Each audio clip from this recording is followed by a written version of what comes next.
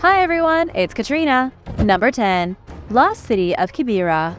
Anatolia in Turkey was a hotbed for early civilizations, long before the rise of the Roman Empire and the spread of Christianity. It was a crossroad of power, being fought over by everyone from the ancient Hittites to the Greeks. And so it should come as no surprise that in the jagged mountains of Anatolia there are lost cities just waiting to be found. One of the most incredible cities uncovered is Kibira. The shattered ruins of the city can be found near the modern town of Golizar. Its history goes back over 2,000 years. Founded as a small settlement by Lydian settlers out of Europe, the people here originally moved twice before finally settling on the best location for Kibira around the 3rd century BC. They had first built their cities on flat land, but found living up in the hills gave them a better view of the pastures in the west. They also had a much better vantage of the powerful Akdag Mountains in the distance. This made the city easier to defend and allowed for the civilization to truly prosper. As the years went by, the great city evolved. Ancient historian Strabo wrote of the complex laws that the city had, meaning they must have had an advanced justice system. They became politically strong and economically prosperous. But times were changing. Roman general Lucius Licinius Murena utterly decimated the city during the First Mithridatic War in 84 BC. With the rise of the Romans, no city was able to govern itself. Many people died and many fled. Then, in 23 AD, an earthquake caused the remainder of the city to collapse on itself, leading it to be abandoned. And now for number 9. But first, it's shout-out time. I want to say a big thank you to Angela Hernandez and Matt Moorman for supporting this channel. Be sure to subscribe if you haven't already for more videos about amazing lost places. Number 9. MorongoUT. Rapa Iti is a mountainous island located in Polynesia. Its name translates to Little Rapa, which is meant to distinguish it from its neighbor Easter Island, whose name is Rapa Nui. It's not a very big island. It only has a population of 507 as of 2017. But the entire place is covered in mountains, with the highest elevation of over 2,000 feet. The island is essentially the peak of a sunken volcano, one that will hopefully stay dormant for many, many years to come.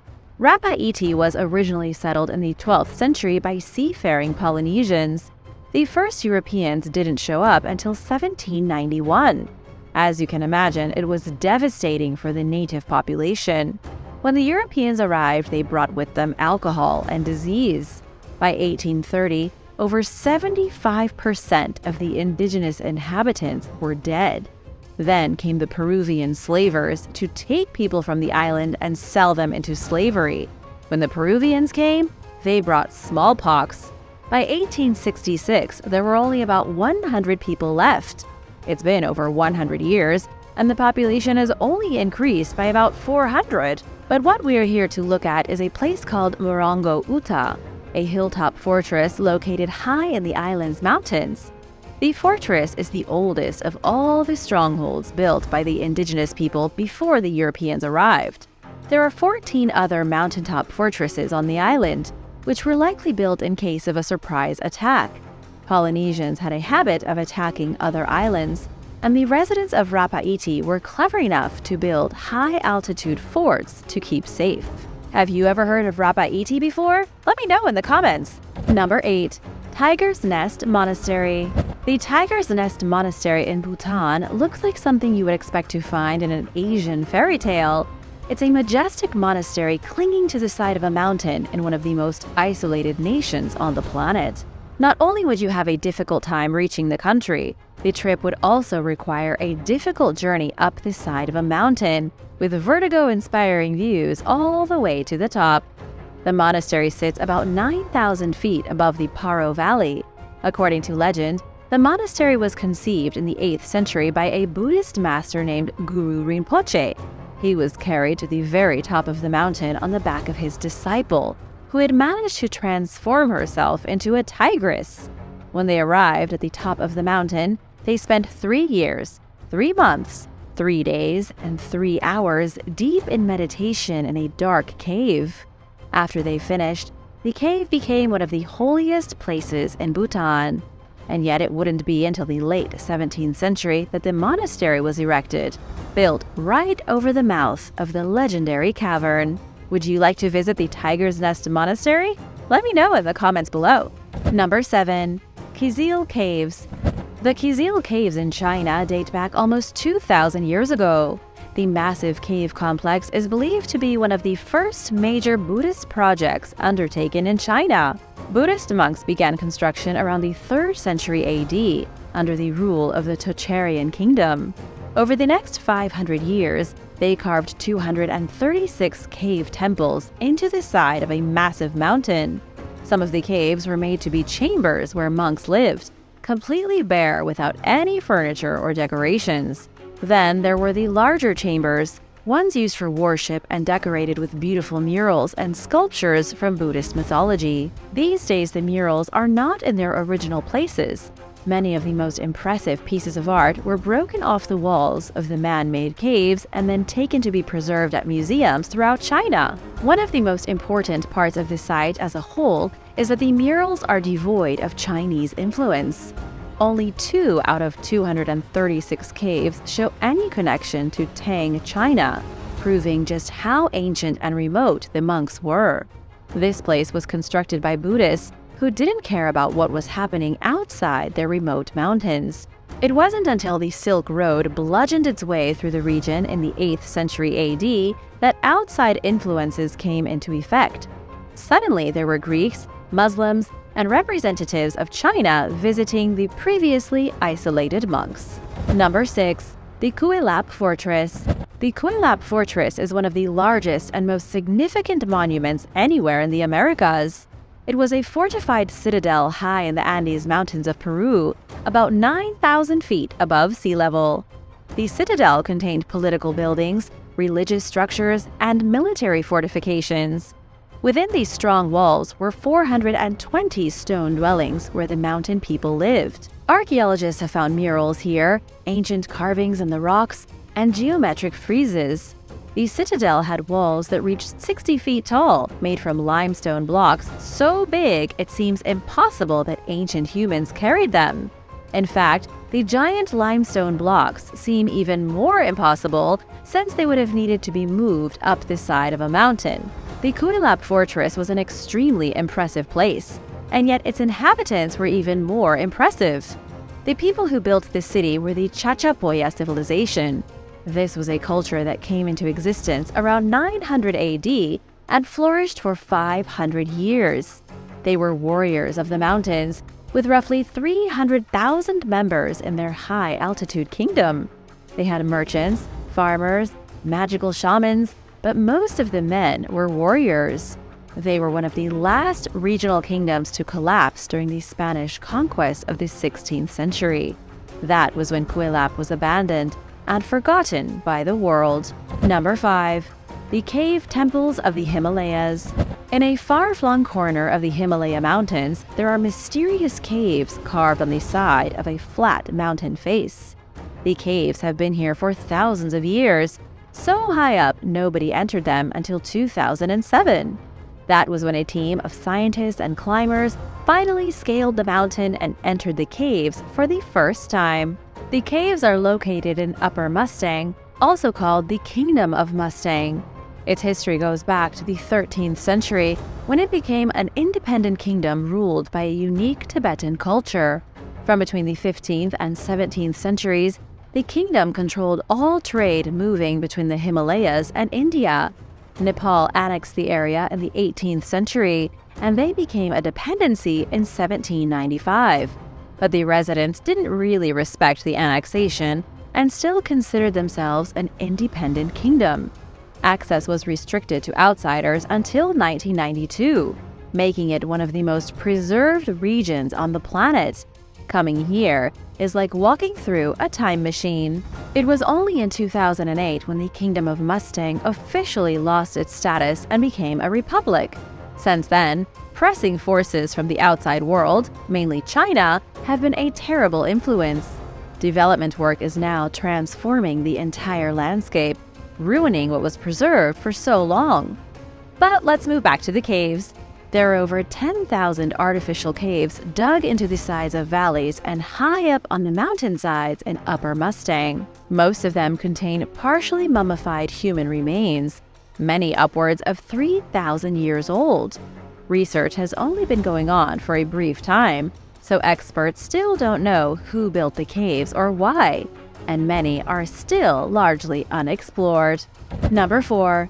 The Roman Mountain Gods.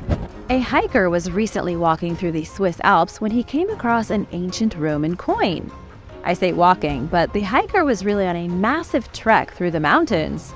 After they reported his discovery to the local authorities, archaeologists climbed the mountain to investigate. What they dug up was truly impressive. They found the remains of what they believe could be an ancient mountain shrine, a place where Romans gave praise to their gods. The hiker made the discovery in 2020, but excavations didn't start until 2022. In the past year, the team of archaeologists from Bern in Switzerland uncovered 100 coins, 27 rock crystals, 59 shoe nails, and a handful of other random items. It's not that unusual to find a Roman coin here and there in the Alps, as they may have been lost by travelers moving across the mountains. But this place in particular has a lot of coins. Too many coins. The study's project manager, Regula Gubler, believes the sheer number of coins points to a site of worship.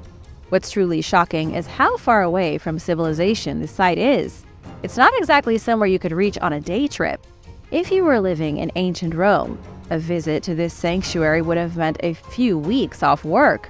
The potential site of the shrine is 8,500 feet above sea level, between the peaks of Ammertenhorn and Wildstrubel. Researchers have not found any physical evidence of a shrine or a temple. However, they do believe that so many coins and objects point to a site of pilgrimage. There was something here drawing people up the mountain, possibly a shrine where Romans would feel closer to their mysterious gods. Number 3. The Lost City of Karon. There's a mysterious archaeological site in the mountains of Central Asia that has been called the Machu Picchu of Tajikistan. It's the Lost City of Karon, an ancient place in such a remote region of the world, it's hard to imagine people ever lived here.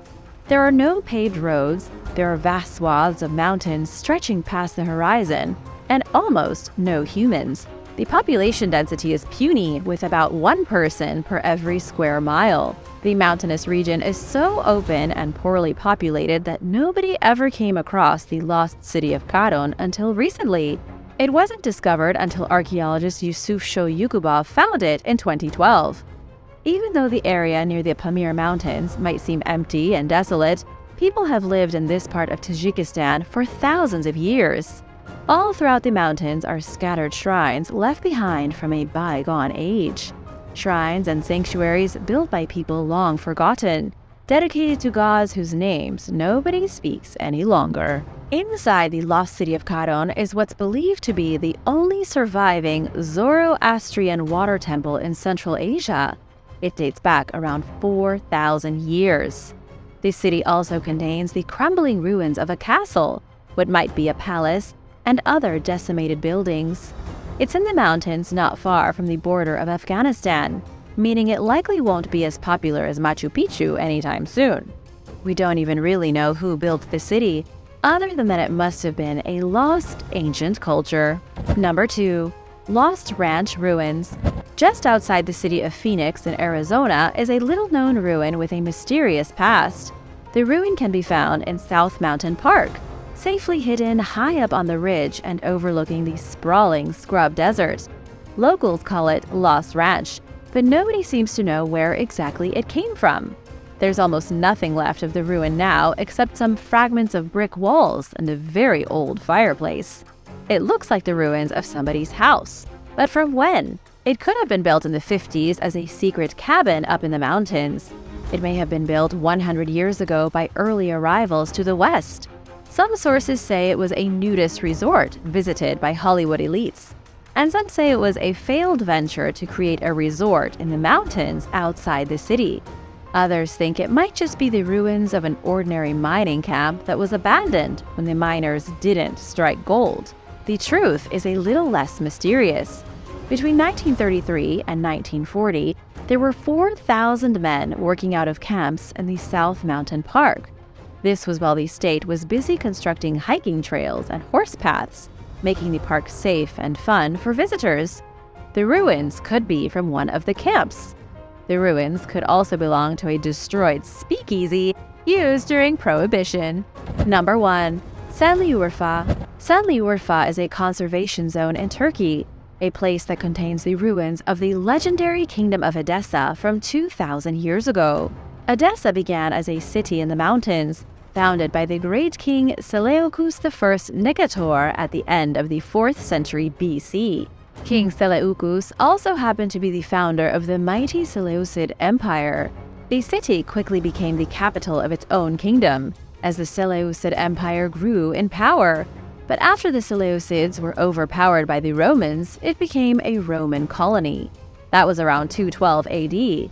The city later became a center for Christian learning, and then was used in the Crusades as a base of operations for the Knights Templar. The ancient city didn't end up being destroyed until the end of the Crusades, with the siege of Odessa in 1144. Inside the archaeological zone is an ancient necropolis. Archaeologists have identified over 130 rock tombs dating back to the beginnings of Odessa.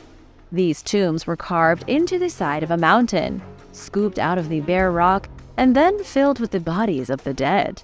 Many of the cave structures contain the bodies of locals, while others were clearly built after the Roman assimilation. The massive graveyard is known as the Kaziel Caves necropolis, located just on the outskirts of the modern city of Urfa, built over the bones of Odessa. Thanks for watching! Would you be brave enough to climb into the Himalayas to explore long-lost caves, or venture into Tajikistan's remote mountains? Let me know in the comments. Be sure to subscribe if you haven't already, and come back soon. Bye!